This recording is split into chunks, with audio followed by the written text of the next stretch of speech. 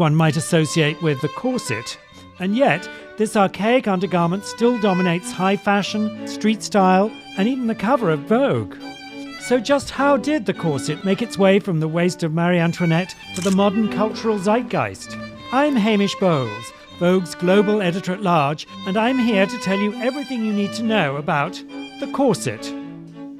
Legend has it that the introduction, or rather mandate, of corset wearing came from Catherine de' Medici, who allegedly brought metal corsets from Italy to France in the 16th century. Though costume historians believe that corsets were initially used to support the spine, the 17th century found women, and some men, of a certain class and distinction wearing them for, well, fashion.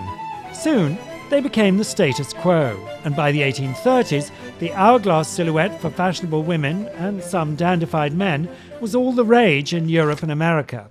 Way before the era of the Kardashian waist trainer, these ladies were in search of an 18-inch waist.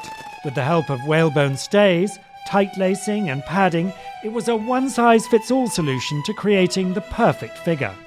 Of course, the corset had its critics.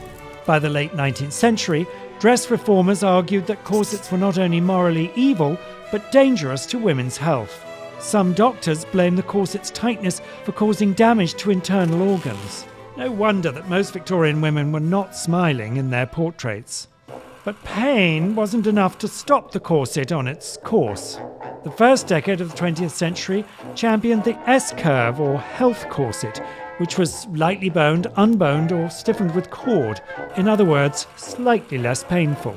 It forced the torso forward while jutting the woman's hips and bottom out behind her. And even more shapes came into the fold in the teens and the 1920s. Paris's king of fashion, Paul Poiret, for example, rejected the era's S-curve. The invention of elastic, too, allowed for a new tubular corset, which made more sense for the loose, flowing dresses of the flapper era. But as with every trend, the comfortable kick of the 1920s proved temporary, as the allure of the classic hourglass silhouette became irresistible for designers in the pre- and post-World War II era. Mambochet's late 1930s wasp waist design, immortalized in photographer Horst P. Horst's iconic image, and Christian Dior's structured new look of 1947 once again constricted and reshaped women's bodies and redefined the fashion silhouette. The corset took a backseat to modern waist-shifting practices like diet, exercise and surgery in the 60s and 70s. It was from here that the use of the corset in fashion went from practical to purely aesthetic. Vivienne Westwood's use of the corset was evocative of punk. Here, the corset was used to empower women rather than constrain them. And Dolce & Gabbana's debut corset dress in 1989 updated the undergarment for a modern take on femininity, which went on to define the brand for years to come. Jean-Paul Gaultier also took up the corset in his early 80s collections, but his most famous iteration came in 1990, designed for Madonna's Blonde Ambition tour. The piece ignored soft womanly curves and instead opted for jagged, spiky lines. This was a clear departure and defiance from the patriarchal demands of its forebears, and a nod to the BDSM community and to Jean-Paul's grandmother and childhood teddy bear. Soon, every designer from Christian Lacroix, Thierry Mugler and Alexander McQueen wanted a corset of their own, and they knew just the man for the job. Mr. Pearl, the king of corsetry. It was Mr. Pearl, after all, whose controversial corset got Kim Kardashian in her head-turning Thierry Mugler gown at the 2019 Met Gala. Today, the corset is a piece that refuses to remain backstage. Well, under the garment. Kendall Jenner, Dua Lipa, and Bella Hadid have embraced their own as streetwear, pairing them with baggy jeans and trainers, and even over t-shirts.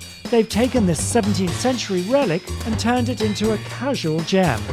The avant-garde interpretations of Tomo Koizumi, Christopher John Rogers and Puppets and Puppets too showcase that the corset of 2021 is less a stricture and more a playful addition to the modern wardrobe.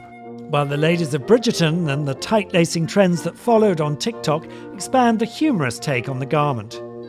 So, where will the corset go next? Will it regress into an uncomfortably binding piece of history, once meant to similarly shape all wearers, or will it continue to evolve? Spanx and skims have replaced the need for corsetry's painful practices and favour diversified sizing. If there's anything we've learned throughout the corset's history, it's that there's no need to be so uptight.